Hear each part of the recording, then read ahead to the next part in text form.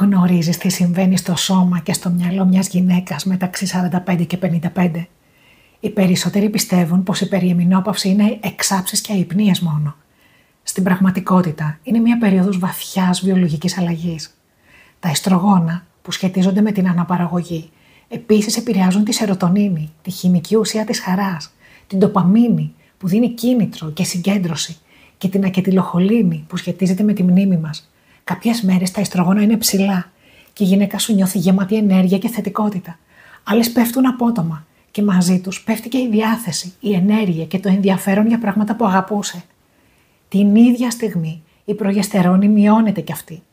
Μικρές πιέσεις μοιάζουν μεγάλες, το άγχος αυξάνεται, ο ύπνος δυσκολεύει.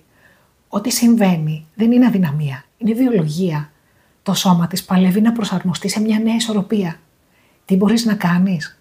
Κατανόησε. Μείωσε την πίεση. Δώσε αγάπη και χώρο για ξεκούραση. Και ψάξτε λύσεις μαζί.